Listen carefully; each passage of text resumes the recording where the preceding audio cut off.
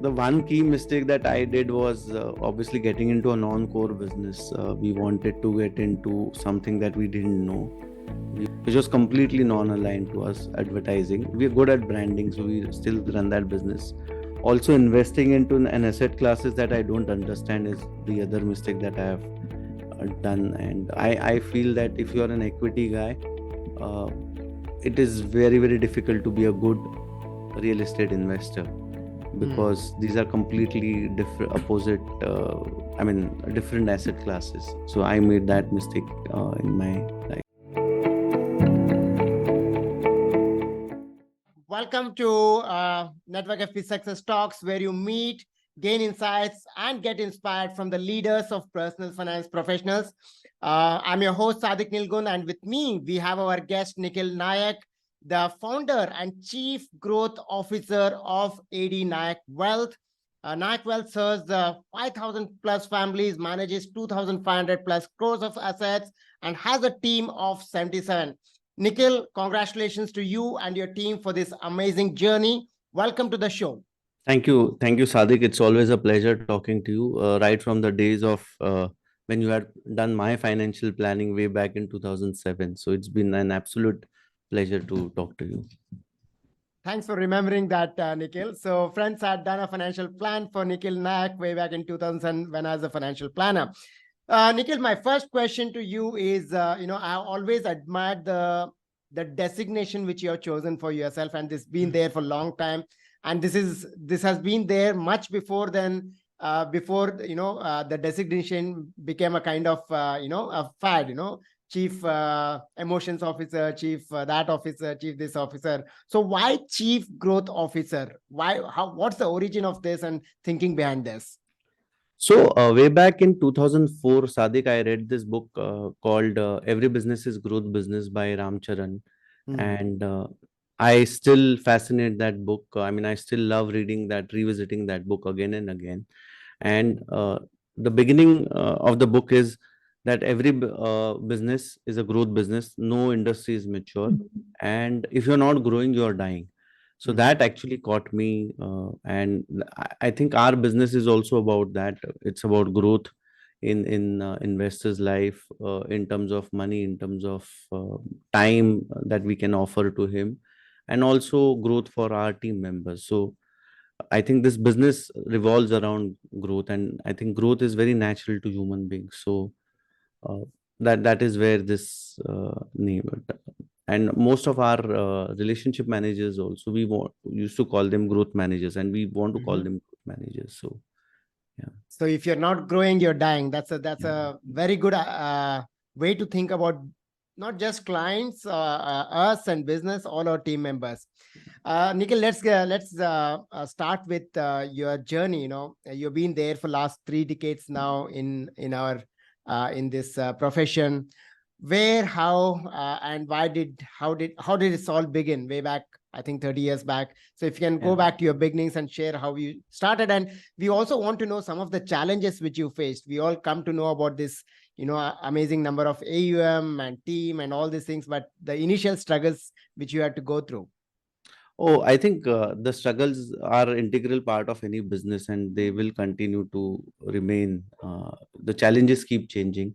This actually started way back in 1989. My father was a radio engineer back then, and he had the inclination towards investments. He had liking towards he was a great relationship guy. So and it so happened that he told me that, look, the technology is changing every day, and maybe at some point of time, as the age progresses, I may not be able to handle the tech changes. And you saw how TV and all those gadgets underwent a massive change. So therefore he wanted to move to a business which he liked. He loved talking to people. People always admired him, had a lot of trust with him.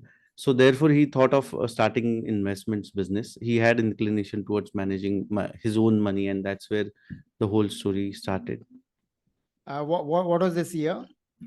This was way back in 87, 88, but formally he got into this business in 89. So 89. And Yeah. when did you start, Nikhil? Joined him or kind of got into the business? So I started after my 12th standards vacations. I started working as an office assistant with him, and because the Oh, business was growing, so obviously we had to we needed more people then. So those were the days of IPOs and unit trust of India, US 64, and all those days.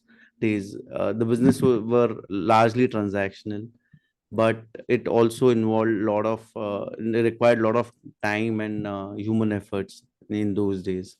So I joined him as I mean, after my 12th and while I was studying. So lovely. So soon after 12th. So yeah, yeah, long journey there, yeah. Nikhil.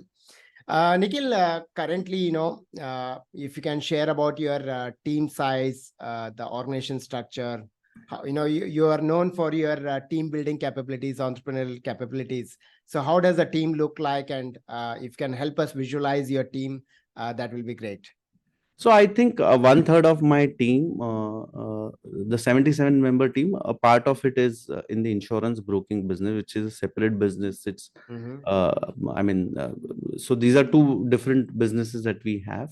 Mm-hmm. And one third of my team is the client facing team or the direct client interaction team, the, the relationship managers, you can call them. And then one third is the support team for transactions as well as for making planning or identifying good funds and all of those things. So that's how the structure is, and one third is the processing or back office or finance team. This is how the team structure is right now. And how has it evolved over a period of time? Did it fall in place from day one, or actually how it evolved?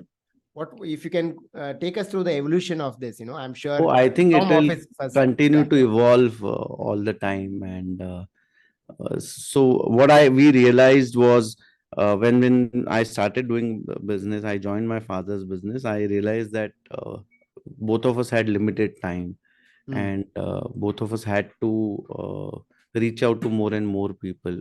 I mean, we were obviously in a retail business back then, so we needed more people. And I think this business is all about people.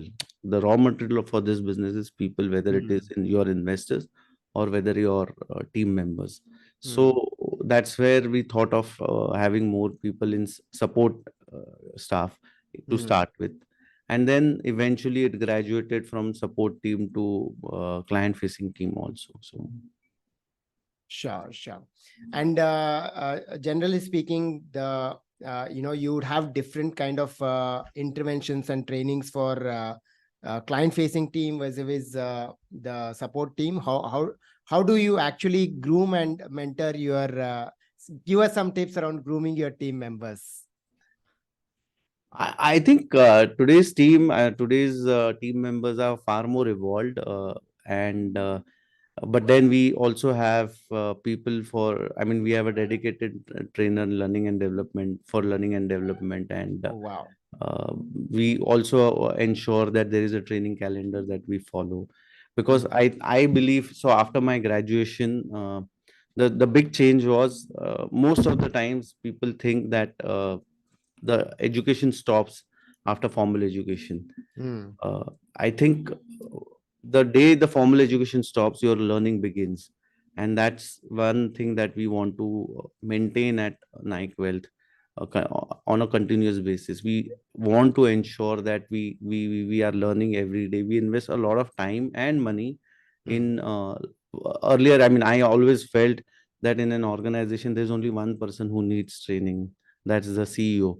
And then it has to start going down. So Uh, as the team expands, and they do far more responsible work than you are doing, then you need to have far better people, or people who are far well equipped to go out and meet people, or even while doing your uh, day-to-day work. sure. You have also been attending a lot of, I have seen you attending, I'm sure, you do a lot more other stuff, but attending a lot of entrepreneurship conferences. I remember you having spoken about having a coach, going through a coaching process and all those things, which makes you a better and better entrepreneur or a businessman. So what do you think are the couple of key entrepreneurial traits we as personal finance professionals should imbibe? I mean, obviously there are some common traits of entrepreneurs, but specifically for personal finance professionals. So there are two things, Sadiq. One is, after my father passed away, I realized that there was no one to question me. There was no one to ask me any questions, and that's one big thing that entrepreneurs will always have. There's nobody to question them, and it's always important to have someone to question you all the time. So I've always had a coach all along, and the coaches have changed over a period of time, but I've always had a coach at some point of time, and it's not necessarily a personal coach. Or so I've ensured that I continue to do some training programs, so I become accountable to somebody in some areas of life. That's the first thing. The other thing is, entrepreneur, I mean, the most expensive resource in an organization is the entrepreneur. So you have to ensure that your time is, well, you have to make it count, because if you don't ensure your time is well utilized for the organization, you are a very, very expensive asset to the organization. So once that thought process started coming into my, I mean, I have one regret that I realized it pretty late in my life. But I think one should definitely ensure that the entrepreneur's time is actually very well utilized for the organization. That's the second thing. The third thing is, managing your own money is one skill set that one can have. Managing someone else's money is another skill set, and these are completely different skill set, which I'm sure all my friends who are there right now on the call, on the webinar, can appreciate. At the same time, managing your own money is a different skill set. Managing someone else's money needs different skill sets, and managing a personal finance business needs different skill sets. And these three things are completely different. Or let me put it this way: from a financial I mean, from a financial advisor and an MFD's point of view, managing investors money, if you're good at managing investors money, you really need to learn the other aspect of managing your own business, and these are two different things at all point of time. So, and that's where I mean, that's where you see me at most of the entrepreneurial coaching programs. Managing money and managing business are two different things Yeah, altogether. absolutely. So this is very well said, Nikhil. I wanted to understand. Many of us have read this book called as E-Myth, which talks about working on the business, working versus working in the business. Yeah. So, how much of your time as the founder and chief growth officer of Naik Wealth goes into working on the business, which is all about people, systems, processes, versus working in the business, which might be research and managing clients and handling clients?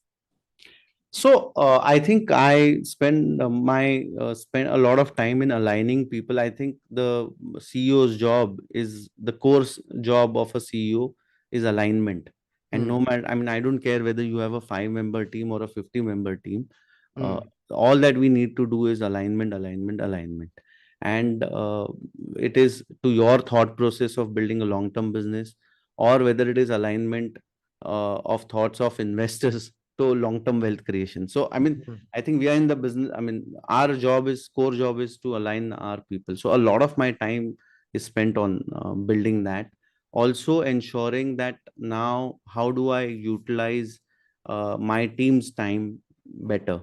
I mean, that is where I think a lot of time is being spent. And I remember Bharat Phatak sir had come to one of your conclave, and he had said this beautifully, that can I spend 5 hours to save 5 minutes of my time every day? And that's what I think we try to do all the time.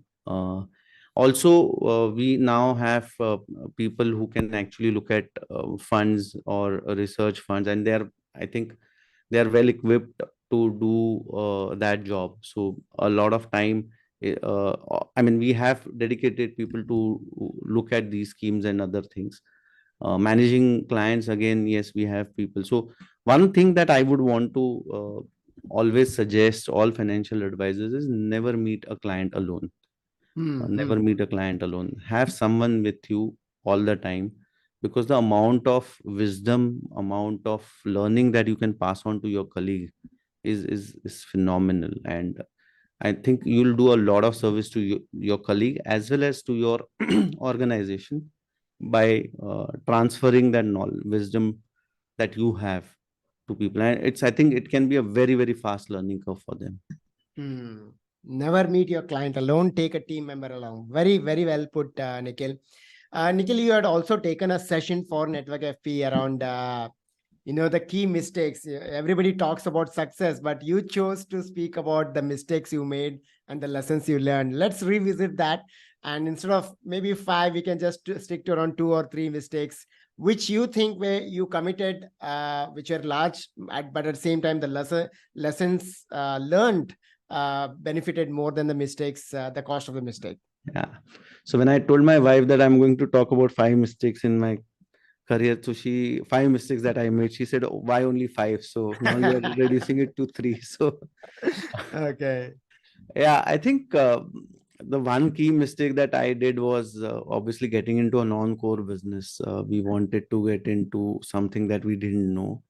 We wanted to get into full-time business of which was completely non-aligned to us, advertising. We are good at branding, so we still run that business to certain extent. But I think that was one mistake that I did. Also, investing into an asset classes that I don't understand is the other mistake that I have done. And I feel that if you are an equity guy, uh, it is very, very difficult to be a good real estate investor, because these are completely different opposite I mean different asset classes. So I made that mistake in my life. So these two mistakes that I think I definitely did. And yeah, Yeah. there are the two key mistakes that I can think of right now, Sadiq. So Anything on building practice or around team and what you recommended to clients and didn't work, or something on that side? so I think that all of us go through those mistakes, and in hindsight everybody is wise. But I definitely feel that what I think in terms of advising, 2008 was a big learning curve for all of us, and I think everybody's made some share of mistakes there. However, one thing that I must share, that one thing, 2007, a client wanted to invest large sum of money with us, and he said, "I'm going to invest for 6 months." And we chose not to take that investor on board. And obviously, 2009 February, the client came around and invested again with us, because he made losses, unfortunately. So yeah. Right. You have also seen a lot of markets ups and downs, and we must acknowledge that our practice is aligned with the markets. I mean, it grows when the market grows. It happens, whatever said and done, it happens. We cannot avoid it. But what I want to understand is how we as PFPs, personal finance professionals, how do we kind of build or put some strategies in place so that the practice does not fall when the markets are not doing well? Or how do we kind of ensure that our practices and markets are not completely aligned in the downturn? Upturn is great, but downturns.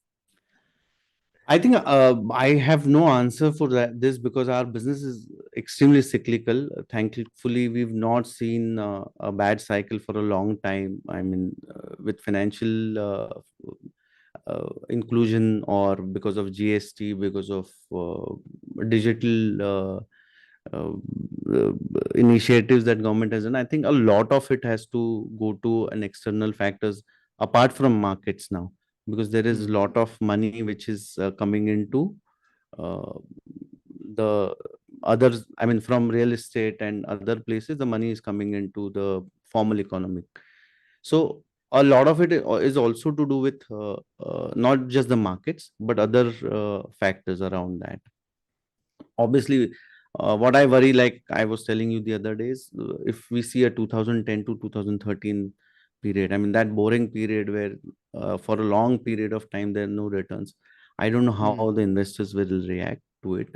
Investors have seen some shocks from 2020 to 23, but I don't think they've really equipped for a very long, boring period. But and I think that is the time, I believe we will be very excited to build this business again, because I believe that bull markets create returns, but bear markets create fortune. So that will be the foundation for the investors as well as finance practitioners to build their business from there on. So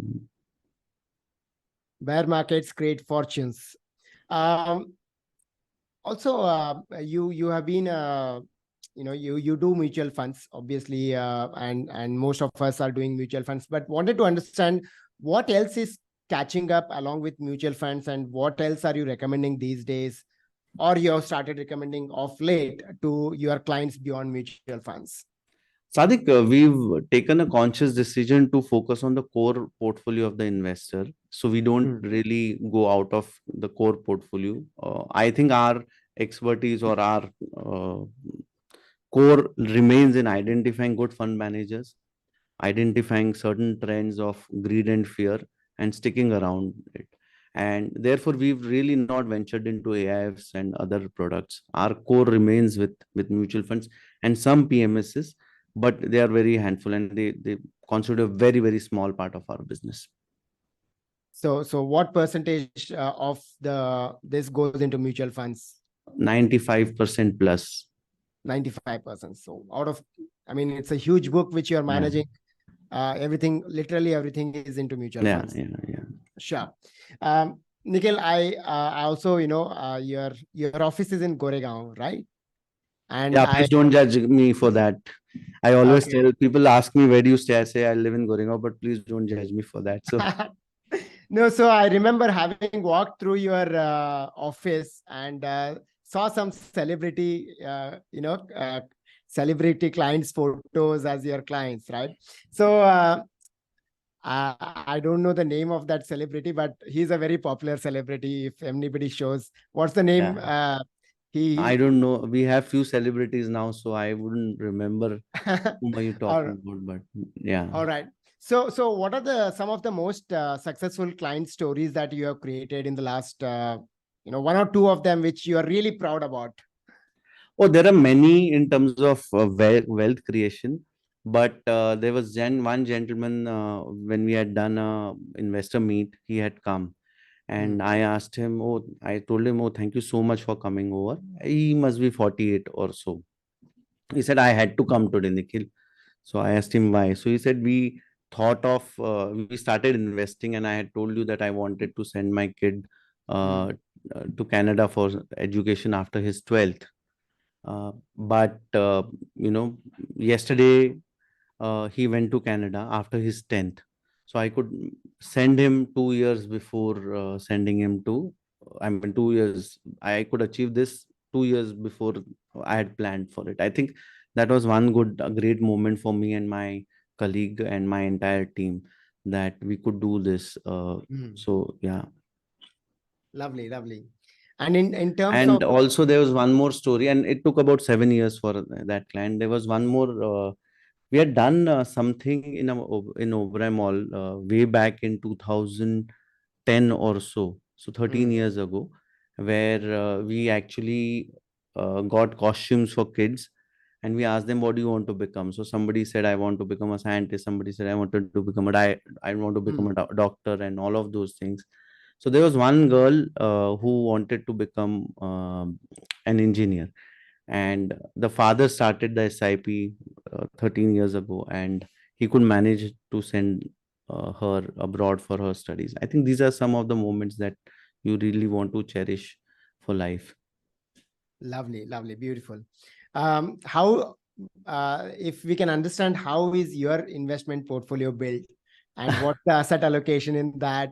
And I recollect some memories of our meeting in 2007. I don't know how far it has gone from 2007 to 2023, but if you can share, I had your portfolio back then, but I do not have. Yeah. So I think if you're living in Mumbai, a large part of your portfolio or investments or money goes into real estate, Yeah. which looks way smaller than Bangalore and other places' homes. But Mm. that's how it is. But apart from that, I have some money in my PPF account, some insurance policies which were taken in 2000 or so. Mm. But since then, I think everything is in mutual funds or PMS. So I don't think I have anything else apart from that. So, would you be comfortable sharing the split between your financial assets and physical assets, or it's fine? No, I think, like I said, apart from if I take the home out, Yeah. it will be 90-95% in mutual funds. Oh, wow, wow, good, good, And obviously, the office that you want to work from, these are correct. two things that you would want to own. I mean, I believe that one should always have one office and one home, and rest all should be invested. I mean, this is my philosophy. So, yeah. Got it, got it. And you have a beautiful office, Nikhil. Very, very thoughtfully designed. Very, man se kiya hai. Very colorful, vibrant, Yeah. good vibes in the office. So Yeah. good. All right. So that is, that is all I had. Now we will have a fun rapid fire if you're game for it. Yeah. Uh, Yeah. Sure. Why not? okay. Hopefully, So I mean, I should be able to answer all the questions. So, yes. So I'll be asking you a few questions about your clients, and you're free to share the name of the client, or you may not share the name of the client. But at least if you can tell us a little bit of something about that kind of a client, that will be great. Let's see how it goes. yeah, I Okay. won't be able to share the names because we Obvious. always assure the client that we'll not share his or her name Sure. without their permission. So, Yeah. yeah. But something, he stays there or she stays there, or I met him or her like this, or whatever, Yeah. which will ensure that you're not disclosing the client. Okay. Yeah. So first, I have five of them for you. The first one is your first client, and any memory about your first client. Oh, my first client. Yeah, I can tell you this. So, this was my dad's friend who called me up and said, "Beta, I am your dad's friend speaking." So I said, "Yes, Uncle ji." So he said, "I want to invest some money in fixed deposit, Tata fixed deposit those days." So I thought, "Kitna paisa hoga?" So he said, "Can you come home?" So I said, "Yeah, I can come home. How much do you want?" I mean, so he said, I want to invest about 10 or so." So I was like, 10,000 के लिए मुझे क्यों घर पे बुला रहे हैं? And when I reached home, I mean, I saw the 10 lakh rupee check. So, Oh, I mean, in that's around 95, 96 that's huge money. for a guy who was studying in college, and he just simply handed over the check to me. So, yeah, The power of trust. yeah, Lovely. yeah. And also the other one was we had done a event with PPF at a petrol pump, Uh-huh. and so I was supposed to distribute flyers to people, cars which were coming in. Uh, And in the morning, my father had come to the event, and everybody went away.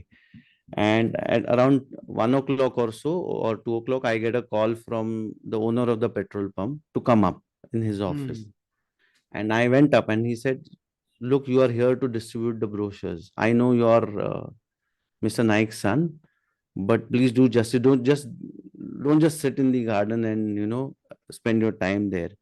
And I realized, and from there till 6 o'clock, I ensured that I gave the brochure to each and every one. And as the luck may have it, I mean, he was really impressed after that, and he became one of our key clients and a key mentor to our business also. Lovely, lovely, lovely. Second, your biggest client today in terms of portfolio size. Obviously, you'll not share the name, but something about him or her, and what is the size? So this couple lives out of Mumbai, lives a very simple life, and they are now exited their kind of semi-retired from their business. Okay, And I mean, if you meet them, you wouldn't know that their portfolio is upward of 100 CR. So, but they live a very simple life. So, upward of 100 CR, your biggest biggest client. Okay. Most interesting or unique client objective or client goal you have come across? Something ऐसे ऐसे कौन करते हैं, लेकिन इसके लिए मैं manage कर रहा हूँ पैसा. Yeah, so one gentleman, and I really admire him for that, for his thought process, that he said, I want to start an SIP for my grandkids. Uh, Okay. and he's my age, 46 now. So, and he told me this 3 years back.